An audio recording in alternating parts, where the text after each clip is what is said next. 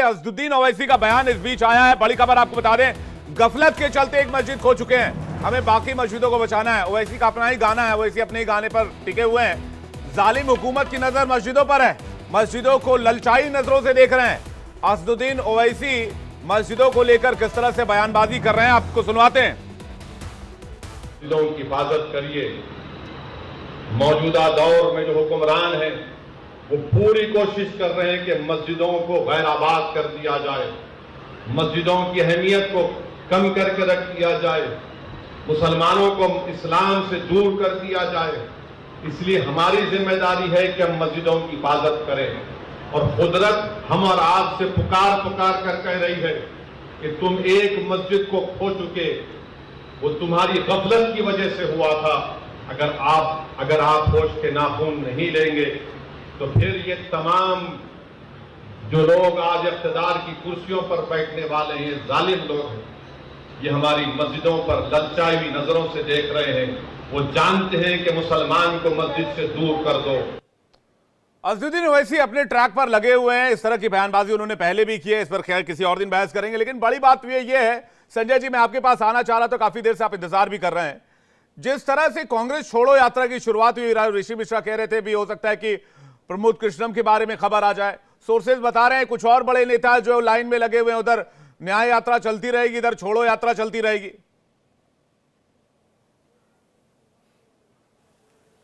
देखिए, अभी मेरे एक साथी ने कहा कि मुद्दों के आधार पर ही किसी बात का समर्थन होना चाहिए और मुद्दों के आधार पर ही किसी बात का विरोध होना चाहिए। ऐसा नहीं होना चाहिए कि अगर हम विपक्ष में है तो सरकार की हर बात को गलत ही कहेंगे और अगर हम किसी के साथ गठबंधन में है तो उसकी हर बात को सही कहेंगे।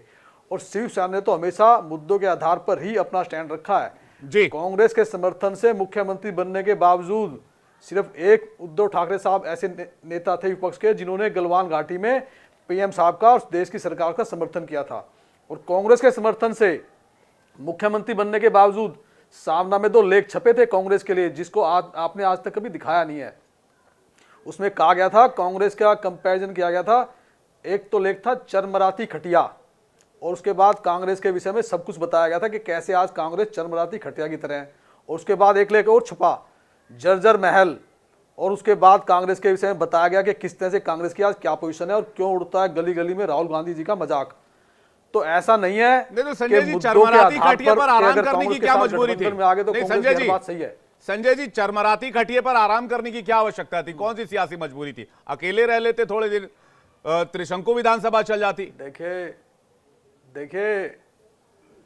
देखिए बात आप ये भी हो सकता था, ऐसे तो बीजेपी भी मान सकती थी। अगर 2.5 साल के लिए मुख्यमंत्री देते तो क्या हो जाता। आज 5 साल के भारत हो गए मुख्यमंत्री, आज बीजेपी का तो नहीं है ना। बाला साहब ने हमेशा ये चाहा कि केंद्र के अंदर बीजेपी की सरकार हो और महाराष्ट्र के अंदर शिवसेना की सरकार हो, शिवसेना का मुख्यमंत्री हो। उन्होंने सीट शेयरिंग का फार्मूला इस तरह से बनाया था कि शिवसेना का मुख्यमंत्री बनेगा, जिसको 2014 में, 2017 में, 2019 में आप कह रहे हैं कि राष्ट्रवाद और सनातन के मुद्दे पर समर्थन था। तो संजय जी, एक बात बताइए कि 22 तारीख को कौन से बड़े नेता जा रहे हैं वहां पर 22 तारीख को प्राण प्रतिष्ठा में? देखिए, 22 तारीख को कला ऐसे कुछ कला नगर के अंदर हम अपनी पूजा कर रहे हैं, राम मंदिर के अंदर। उसके अंदर हमने राष्ट्रपति द्रौपदी मुर्मू जी को निमंत्रण भी दिया है। और 22 तारीख को हम नहीं जाएंगे। अगर हम अगली बार 2-4 दिन बाद चले जाएंगे तो क्या हम राम भक्त नहीं रहेंगे? तो क्या राम मंदिर के ताले हमारे लिए बंद हो जाएंगे? आज हम बीजेपी के साथ गठबंधन में नहीं है, आज हम कांग्रेस के साथ या दूसरे दलों के साथ गठबंधन में। राम भक्ति का गठबंधन का कोई लेना देना नहीं है। प्रोग्राम है, हमें ऐसा लगता है।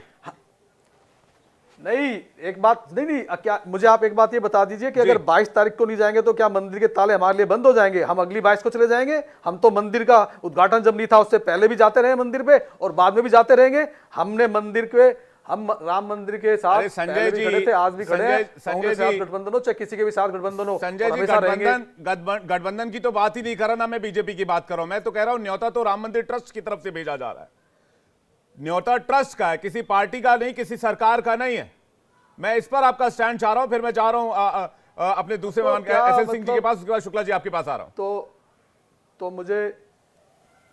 तो मुझे आप ये बता दीजिए, क्या इस 22 को ना जाकर के हम अगली 22 को जाएंगे या उसके 10 दिन बाद चले जाएंगे तो क्या हम राम भक्त नहीं रह जाएंगे? क्या राम मंदिर के ताले हमारे लिए बंद हो जाएंगे?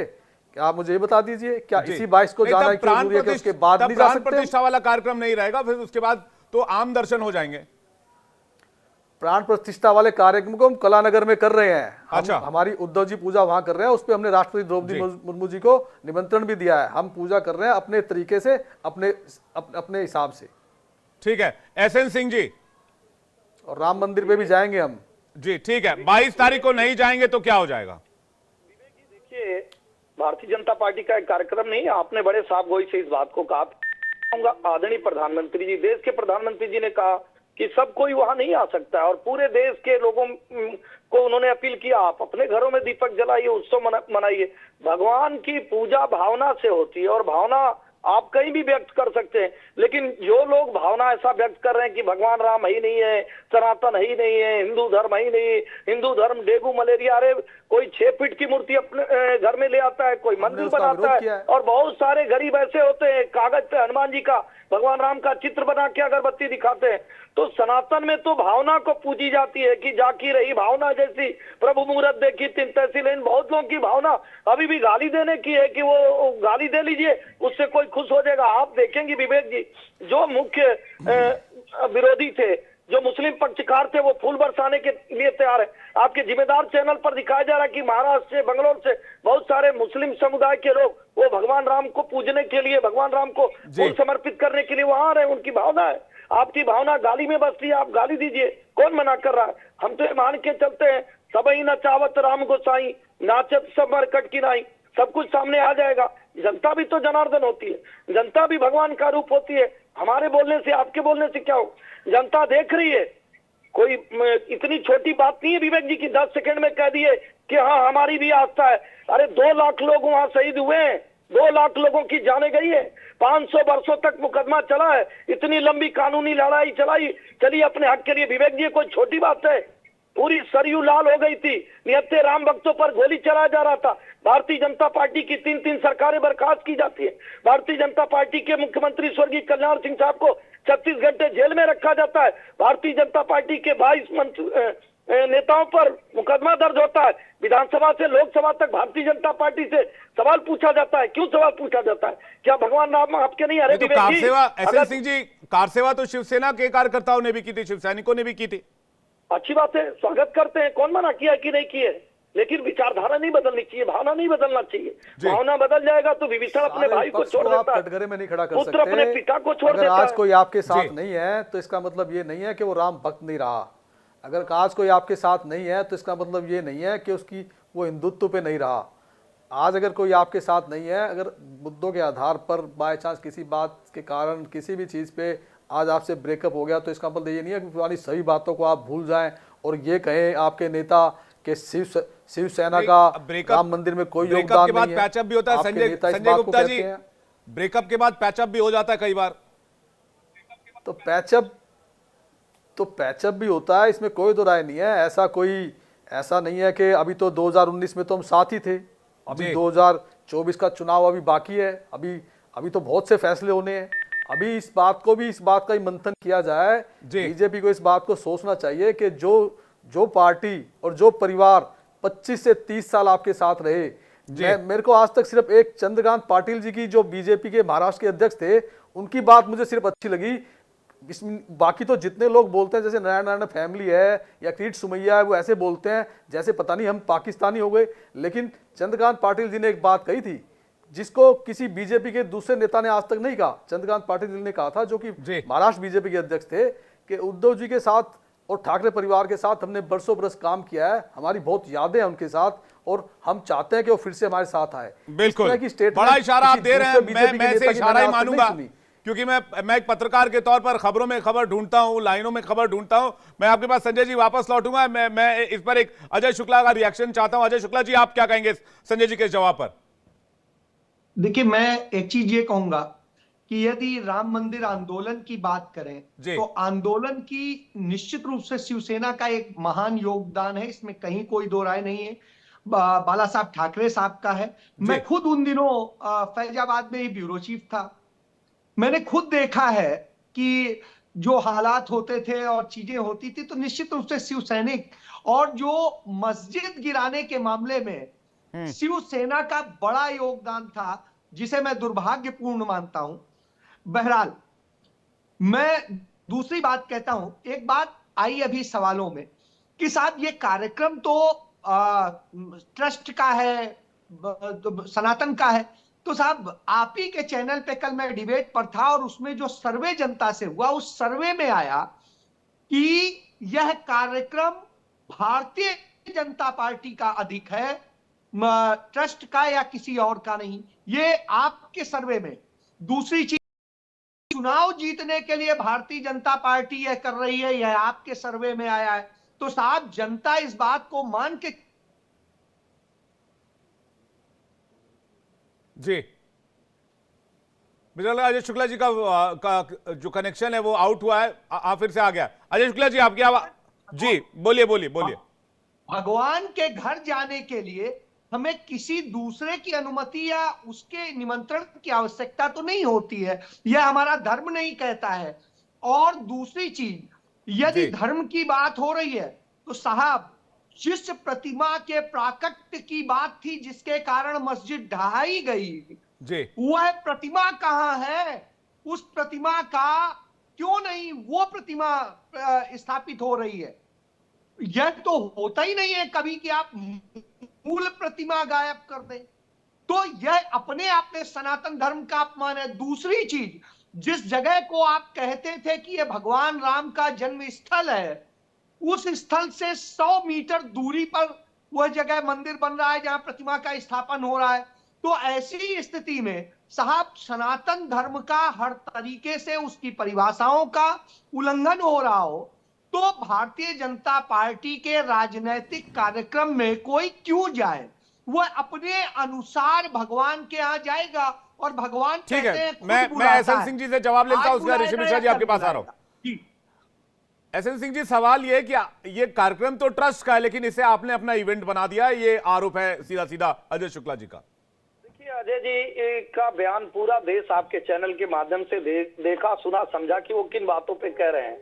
बहुत सारे ऐसे बातों को गोल गोल घुमा रहे थे। मैं अजय जी से पूछना चाहूंगा, जब आज से तो भगवान राम है नहीं अयोध्या में, सब लोग मानते हैं कि भगवान राम का प्रकट अयोध्या में हुआ था। अजय जी ये बताएंगे, आज चलिए आप बाइकाट कर रहे हैं, आज तक कांग्रेस का कौन सा बड़ा नेता अयोध्या गया? कोई गया हो तो बता दीजिए, अगर कोई भी गया होता।